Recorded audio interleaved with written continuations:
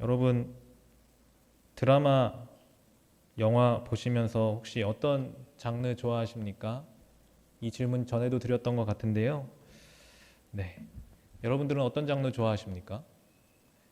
요즘에는 가장 많이 보게 되는 장르가 뭐죠? 액션? 액션 중에서도 사실은 히어로물 영화가 제일 많았던 것 같습니다. 제 취향은 아닌데요. 네. 아무튼 히어로물 영화가 굉장히 많았던 것 같습니다. 그런데 그 히어로물도 사실은 엄격히 따지면 사실은 전통적으로 말하던 장르의 한 부분이죠. 그 장르가 혹시 뭔지 기억하실까 모르겠습니다. 판타지라고 부르죠. 여러분 판타지 좋아하십니까? 판타지 소설도 있고, 판타지 영화도 있고, 판타지 만화도 있고, 드라마도 있을 텐데요. 어, 일단 우리가 접하는 히어로물, 그리고 요즘에 많은 영화들이 판타지물에 속한다고 볼 수 있겠습니다. 여러분 판타지라고 하면 뭘 판타지라고 말하죠? 사전적으로는 뭐 환상, 공상이 판타지죠. 그냥 환상, 공상, 그냥 이런 거.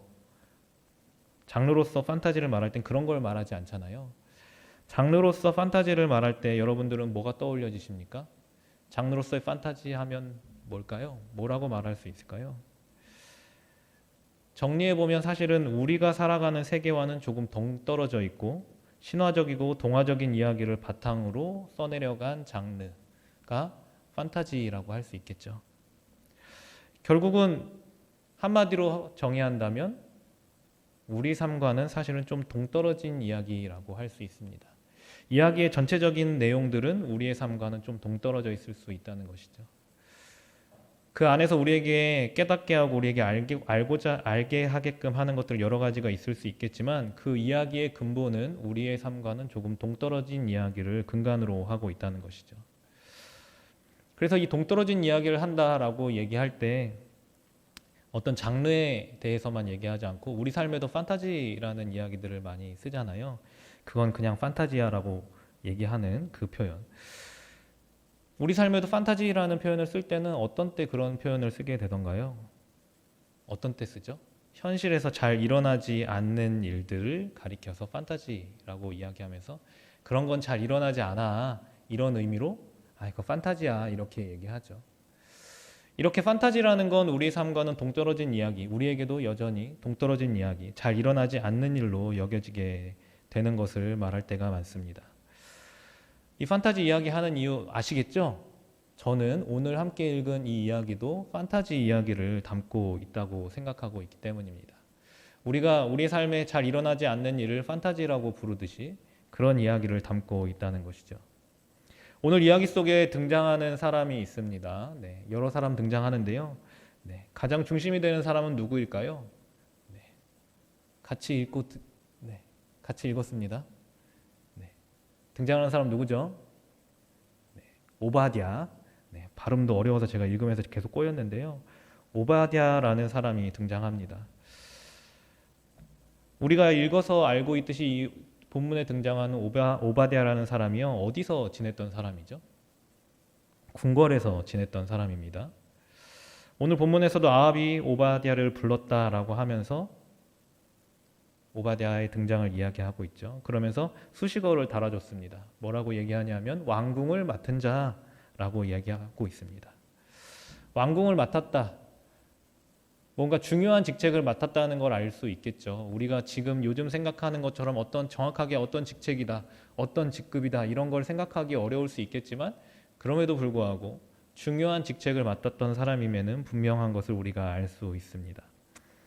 그리고 이 수식어 이외에도 오늘 성경에서는 오바댜가 어떤 사람인지에 대해서 이야기하고 있는데요. 사실은 그 여러 가지 이야기들 하기 전에 이름 자체도 사실은 굉장히 의미심장한 사람입니다. 이름 자체가 하나님을 경외하는 자라는 뜻을 가지고 있는 사람인데요. 자, 그렇다면 성경 속에 등장한 인물들에게 어떤 사람이다. 이름에 대한 설명이 있고 이름이 그 당시의 사람들의 삶을 드러내 준다라고 많이 얘기하는데요. 그렇다면 오바댜는 어떤 사람이었을까요? 하나님을 경외하는 사람이었다. 궁궐을 맡은 자로 중요한 직책을 맡고 살아가고 있으면서도 하나님을 경외하는 사람이었다라는 것을 알 수 있습니다. 어려서부터 하나님을 믿고 따르던 사람이라고 하고 있죠. 그런 오바댜를 아합이 부르고 있는 것입니다. 지금 본문의 상황은요, 사실은 비가 오랫동안 오지 않아서 기근이 있는 상태였습니다. 가뭄이 계속되고 있는 상태였죠. 가뭄 속에서 아합은 물을 찾아 나서기로 했던 것 같아요. 그래서 물의 근원을 찾아가기로 했죠. 물의 근원을 찾거나 시내를 찾거나, 그러고 나면 가축들도 먹일 수 있고 먹일 수 있겠다. 그런 것들을 살릴 수 있지 않겠느냐라는 말을 하면서 누구를 부르냐 하면요, 오바댜를 부르죠. 굉장히 중요한 일입니다. 지금 국가적인 상황으로 기근이 있고 가뭄이 있는 상황 가운데 그 문제를 해결하기 위해서 왕이 직접 나서려고 하는데요, 그때 부르는 사람이 오바댜라는 것이죠. 사실은 이게 굉장히 국가적으로 중요한 일이기 때문에 군대를 다 불러 모을 수 있고 사람들을 많이 불러 모을 수 있고 직책에 따라서 넌 여기로 넌 저기로 보낼 수 있음에도 불구하고 오바댜만 불렀습니다. 오바댜에게 같이 가자고 하죠. 한 사람에게만 같이 가자고 말하고 있다는 것이죠. 뭔가 은밀한 것을 말하고자 하는지도 모르겠는데요, 뭔가 은밀하게, 그리고 이 일 가운데 자기와 단 둘이만 동행하기를 원하는 만큼, 그만큼 신뢰하는 사람이 오바댜였다는 것입니다. 아이러니한데요, 사실은 오바댜를 좋아할 수 있는 사람이 아니라는 것입니다. 아합 왕은 하나님을 경외하는 사람을 좋아할 만한 사람이 아합이 아니죠. 그런데 이게 문제라는 것입니다. 아합 왕, 제가 지금 말씀드렸듯이 아합 왕은요, 하나님을 경외하는 사람을 좋아할 수 없는 사람입니다. 성경에 뭐라고 아합 왕을 기록하고 있냐 하면요, 뭐라고 기록하고 있죠? 하나님이 보시기에 악했더라 라고 기록하고 있는 왕이 아합입니다. 그리고 그 안에는요 더하죠. 우상 숭배하면 단박에 떠오르는 성경의 이름 대표적인 사람이 이세벨입니다. 그의 아내죠. 그의 아내는요, 아합과 결혼한 후에 그 땅에 바알 성전을 짓게 만들었던 장본인입니다. 그것뿐만 아니고 오늘 4절에 보면요, 더 나아갔습니다. 하나님의 선지자들, 여호와의 선지자들을 멸할 때라고 기록하고 있죠. 하나님의 선지자들, 하나님의 사람들을 적대시하고 그들을 멸시할 뿐만 아니라 실제로 멸하기 위해서 행동하는 사람이 그였다는 것이죠. 그러한 상황 속에서 그 왕이 하는 일을 계획하고 시행하려고 하는 그 중심에 하나님을 경외하는 사람이 있었다는 것입니다. 그것 자체가 문제가 될 수 있다는 것이죠. 하나님을 굉장히 미워하고 우상을 숭배하는 사람들 가장 측근에 하나님을 경외하는 사람으로서 서 있는다는 것, 이것이 문제일 수 있지만요, 더 큰 문제는 그 사람에게 총애를 받고 있다는 것이죠. 이런 상황 속에서 오바댜의 행동이 굉장히 특이합니다. 그냥 측근으로서 살아있는 것뿐만 아니라 더 큰 문제를 발생시킬 수 있는 일들을 하죠. 뭐라고 하고 있죠? 오바댜가 어떻게 했다고 이야기하고 있습니까? 하나님의 선지자들을 멸하려고 할 때 오바댜가 왕궁의 총애를 받고 있는 이 사람이 그 멸하려고 하는 그 대상들을 숨겨주고 있다는 것이죠. 오늘 4절에 보면요, 오바댜가 선지자 100명을 가지고 50명씩 굴에 숨기고 떡과 물을 먹였더라 이렇게 하고 있습니다. 하나님을 경외하는 사람이니까 오바댜에게 이건 뭐 당연한 얘기겠거니 이렇게 생각이 드십니까? 오바댜가 뭐 하나님을 경외하는 사람이니 이거 뭐 당연한 얘기 아니야? 라고 생각하실지도 모르겠습니다.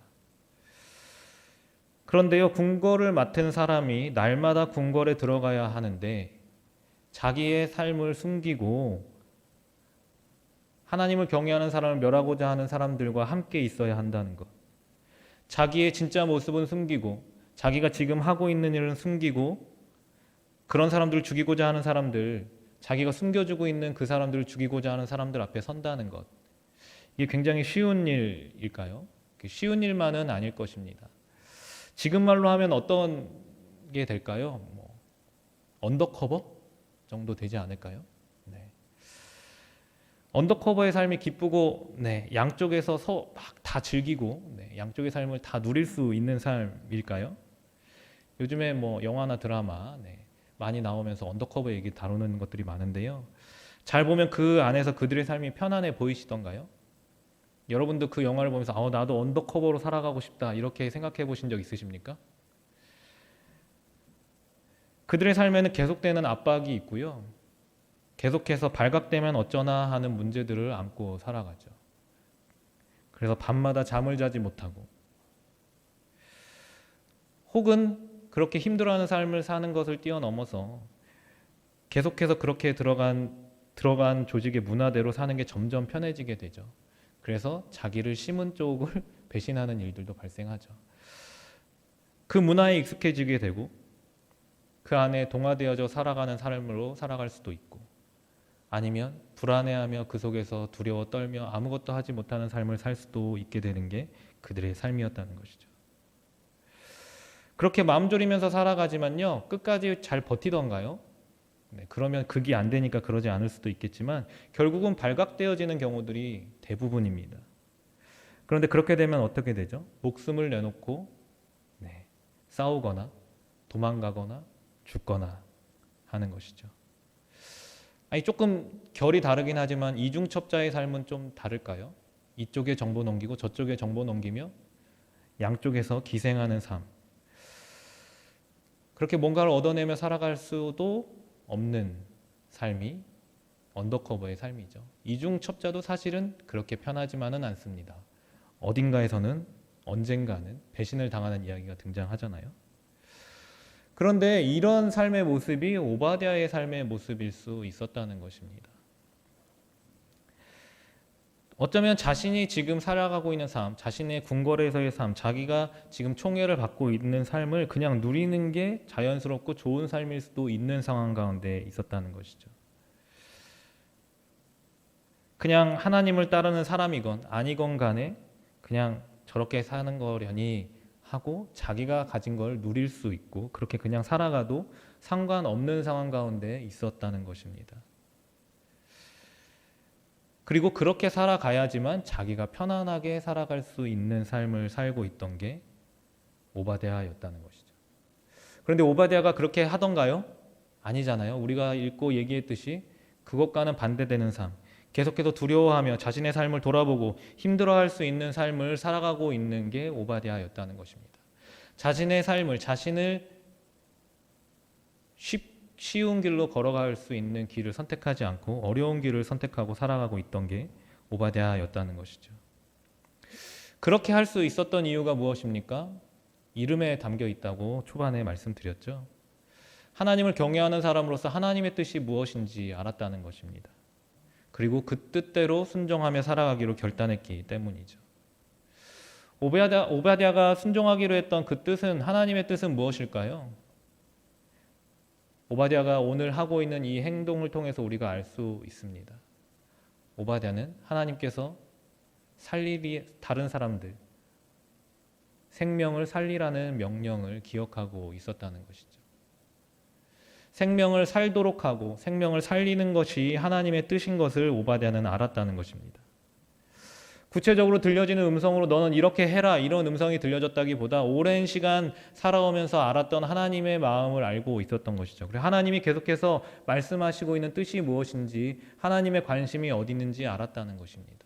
그 관심은요, 사람을 살게 하는 것, 다른 사람을 살리는 것, 하나님이 주신 생명을 살게 하는 것에 관심이 있었다는 것을 알고 있었다는 것입니다. 이 앞에 나오는 이야기가 뭔지 아십니까? 사르밧 과부 얘기가 나오는데요. 거기서도 어려운 삶을 살아가는 가운데에서도 하나님의 말씀에 순종할 때 살리는 역사가 일어나죠. 그리고 열왕기상 가운데 다른 왕들의 이야기들 중요하겠지만 솔로몬 이야기 안에서도 결국 솔로몬 이야기 안에서 지혜로운 솔로몬으로 표현되어지는 그 이야기 안에서 전하고자 하는 것은 무엇입니까? 우리의 선택은 생명을 살리고 살게 하는 것으로 이어져야 한다는 것입니다. 그것을 지금 오바댜는 알고 있다는 것이죠. 우리에게도 사실은 하나님께서 그렇게 말씀하고 계신다고 저는 믿습니다.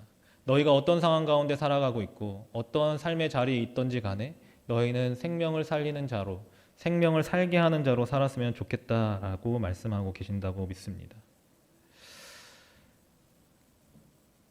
누군가를 살리고 살게 하기 위한 삶이라는 건요, 나부터 살고 나서의 삶이 아니라는 것입니다. 오바댜를 통해서 드러나는 건 내가 그냥 살고 나서, 내가 살고 나서 다른 사람 이렇게 해줘야지, 이게 아니라는 것이죠. 그리고 그렇게 생각한다면 그렇게 살리는 삶을 선택하기도 어렵다는 것입니다. 요즘 드라마, 굉장히 핫한 드라마가 있습니다. 거꾸로 해도, TV 안 보십니까? 거꾸로 해도 우영우, 똑바로 해도 우영우. 이상한 변호사 우영우라는 드라마 굉장히 핫하잖아요. 그런데 사람들이 그 드라마를 우영우를 보기 위해서 봤다가 정변에게 빠진다라는 표현 많이 하는 것 같습니다. 거기 등장하는 한 변호사가 있죠. 정명석이라는 변호사가 등장합니다. 우영우라는 캐릭터 자체는요, 자폐 스펙트럼을 가지고 있음에도 변호사가 된 인물이죠. 그런데 아무래도 자폐 스펙트럼이 있으니까요, 여러 사람들과 사회적인 교류를 한다는 게 쉽지 않고 그 과정 안에서 일어나는 실수와 어려움들이 있을 수 있습니다. 그런데 그 어려움들이 등장하고 그 힘듦이 등장할 때마다 누가 등장하죠? 그 드라마에서 정명석이라는 상급자가 등장해서 그 문제를 해결하고 그 사람이 그 법조계 안에서 변호사로서 온전히 살아갈 수 있게끔 돕습니다. 그래서 이 드라마를 보고요, 여러 사람들이 여러 차원에서 여러 얘기를 하는데요, 자폐 스펙트럼을 가진 사람이 변호사가 된 것은 판타지다, 이렇게 얘기합니다. 그런데 미국에 실제로 자폐 스펙트럼을 가졌는데 변호사가 된 케이스가 있다고 하죠. 그러면서 어떤 한 의사가 그런 얘기를 하더라고요. 우영우가 판타지가 아니고 우리 세상 속에서 그 우영우를 그렇게 받아줄 수 있고 마음으로 받아주고 그가 변호사로서의 삶을 살아갈 수 있게끔 돕는 정명석이 판타지다 라고 이야기한다는 것이죠. 우리가 살아가는 삶 가운데에서는 그렇게 다른 사람을 살게 하는 것, 그것도 약자이거나 우리가 기피하는 대상이라면 더더욱 그런 사람을 살게 하는 선택을 하는 사람은 없다는 것입니다. 그것은 우리 삶 가운데 잘 일어나지 않는, 우리가 판타지라고 부르는 일이라는 것이죠. 누군가의 삶, 나의 삶이 아니고 다른 사람의 삶을 살게 하고 살리게 하는 선택을 하는 사람이 있다는 것, 그것이 판타지라고 고백할 수 없는 게 우리의 삶의 모습이라는 것입니다. 그 드라마에도 등장하지만 사실은 모든 이 시대를 살아가는 사람들은요, 내가 살아가고 있는 지금 이 자리에서 내가 사는 것이 더 중요한 사람들의 삶을 살아가고 있다는 것이죠. 이 세계는 내가 살아남는 게 더 중요하다고 말하고 있습니다. 그리스도인들에게도 어쩌면 마찬가지일지 모르겠습니다. 성공해야 한다, 높은 자리에 올라가서 너희가 섬길 수 있다, 이렇게 얘기하는데요, 높은 자리에 올라가야지만 섬길 수 있고 그 높은 자리를 올라가는 과정 가운데 일어나는 일들 가운데 내가 먼저 살아남는 것에 관심을 갖게 되는 것이 우리의 모습이라는 것이죠. 살아가면서 내가 살아가는 거 굉장히 중요한데요, 그것이 중요해지다 보니 살리라는 명령은 우리의 머릿속에서 지워지고 있다는 것입니다. 그리고 그 살리라는 명령이 사라지게 되는 것 당연한 것일지도 모르겠습니다.